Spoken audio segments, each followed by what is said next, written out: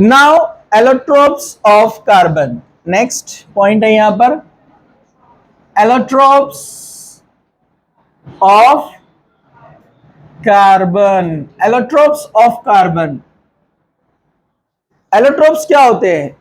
They are the substance of same atoms but have different properties.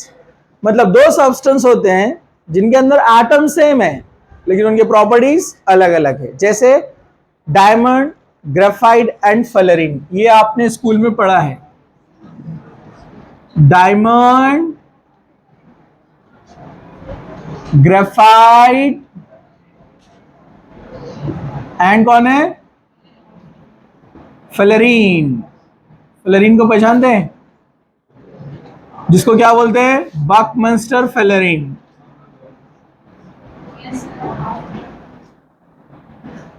कुछ याद है क्या? हाँ, बक्की बॉल भी बोलते हैं उसको। याद आया अभी आपको? हाँ,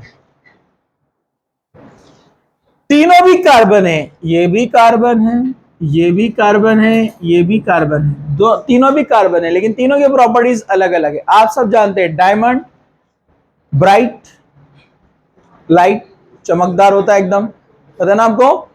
हाँ, प्योर डायमंड जो रहता है आप देखेंगे जरा सी लाइट पड़ने पर चमकता है, वो रोशनी फैला देता है पूरी, ठीक है। ग्रेफाइट आप देखेंगे ब्लैक होता है, और फ्लोरीन जो होता है ये बॉल शेप, फुटबॉल शेप होता है, ठीक है। एक्चुअली एक डोम पे से उसका नाम रखा गया है, ठीक है। तो ये फ्लोरीन जो होता है इसमें बहुत अच्छी इलेक्ट्रिकल प्रॉपर्टी भी है, ठीक है, वो मैं आपको बताता हूं। पहले आप देखेंगे diamond. Diamond is the hardest material. Diamond जो होता है hardest material in the world. ये पूरी दुनिया में सबसे हार्ड मटेरियल है। With the help of diamond you can cut even iron. आप आयरन को भी इससे जो है कट कर सकते हैं, शार्प कर सकते हैं। Glass, glass can be cut by using diamond. वो डायमंड से कट करते हैं ग्लास को, पता है आपको, ठीक है। अगर ओरिजिनल डायमंड है और ग्लास के ऊपर आपने जोर से ऐसा स्क्रैच दे दिया उसको और उसको जोर से मारा तो उतना निकल जाएगा glass. So it is the hardest material, more than 2000 Fahrenheit उसका आगे जाता है melting point. Toughest material diamond. Okay, diamond क्या होता है? डायमंड जो है ये एक टेट्राहेड्रल स्ट्रक्चर है। टेट्राहेड्रल स्ट्रक्चर जिसके अंदर हाइब्रिडाइजेशन क्या होता है? sp3। sp3 हाइब्रिडाइजेशन है, means carbon atoms are connected with each other in tetrahedral manner. Carbon एक दूसरे से 4 बॉन्ड के साथ नेटवर्क स्ट्रक्चर तैयार करते हैं। दे फॉर्म्स नेटवर्क स्ट्रक्चर, जिसके उस वजह से उसका स्टेबिलिटी बहुत ज्यादा होता है। Network structure how? सी, जैसे ये कार्बन है, ये 1 बॉन्ड, सेकेंड, थर्ड, और पीछे जा रहा है वो 4th। फिर ये कार्बन है 1 2 3 4, ये कार्बन है 1 2 3 4, ये कार्बन है 1 2 3 4, ये कार्बन, ये कार्बन। ओके,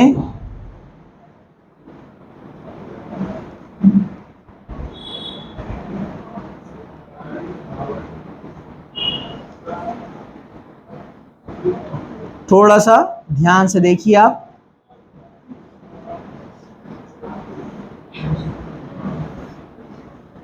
पूरा स्ट्रक्चर बनाना पॉसिबल तो नहीं है, लेकिन मैं आपको एक जनरल आइडिया दे रहा हूं।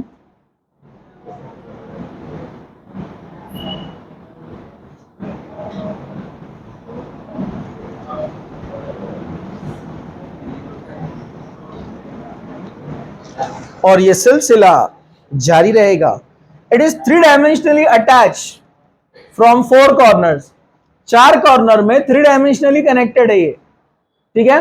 हर तरफ से आपको ऐसा हेक्सागोन रिंग जैसा नजर आएगा, आप किधर से भी उसको मूव करेंगे तो,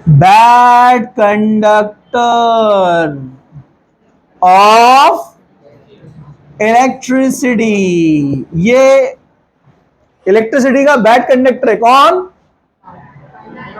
diamond. Diamond. Graphite is a good conductor of electricity. कोई बताएगा ऐसा क्यों?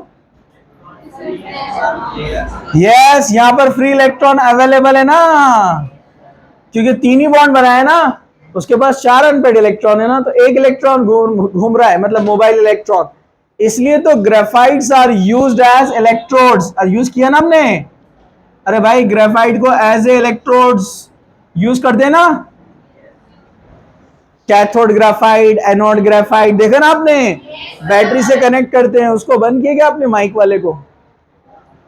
लाइट बंद हो गया तो निकाल के लगा के फिर बंद कर दो उसको, मोबाइल रहने दो, ठीक है? Okay. It is a good conductor, it is a bad conductor.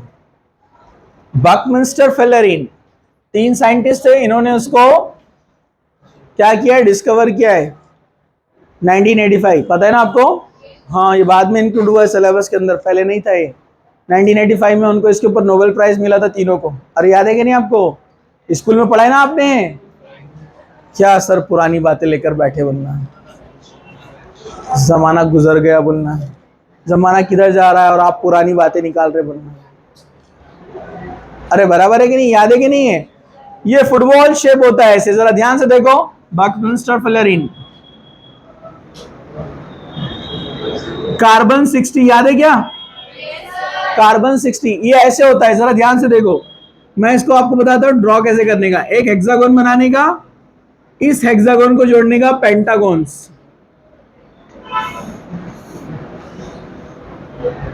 Football की तरह। ये पेंटागन, ये पेंटागन, ये पेंटागन, ये एक पेंटागन, फिर यहां पर क्या आएगा? पेंटागन आएगा क्या हेक्सागोन आएगा? पेंटागन। दिखा आपको? थोड़ा सिमेट्री नहीं है लेकिन आप समझ सकते हैं। तो थोड़ा सा मैं कार्बन्स को डार्क कर दूं ताकि आपको ड्रॉ करने में भी आसानी होगी, समझ में भी आएगा कि हम कैसे कैसे किधर जा रहे हैं। अरे समझा क्या? इसमें आपको और ज्यादा आसानी हो सकती थी अगर मैं इसको ब्लू कलर से बनाता तो, लेकिन अब टाइम नहीं अपने पास एडजस्ट कर लेने का, ठीक है? ये इधर जाएगा, ये इधर, और ये सिलसिला इस तरह से जारी रहेगा पूरा ऐसे, फुटबॉल शेप। समझा आपको? इसमें कितने बॉन्ड बनाया इसने?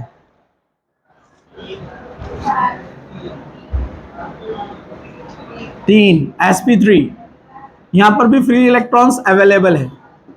तो fluorine also a good conductor, good conductor of electricity. आपको पता है नैनो ट्यूब्स पढ़ा है आपने? नैनो ट्यूब्स पढ़ा है क्या? आजकल नैनो ट्यूब्स बन रहे हैं जो इलेक्ट्रिकल इंस्ट्रूमेंट्स में यूज किए जाएंगे, उसमें से करंट बहुत अच्छे से पास होता है। और कुछ नैनो ट्यूब्स ऐसे भी बनाए जा रहे हैं फ्लोरीन के और अदर मटेरियल के। नैनो टेक्नोलॉजी पता है ना आपको? वेरी थिन और माइन्यूट और स्मॉल लेवल पर मटेरियल को यूज किया जाता है।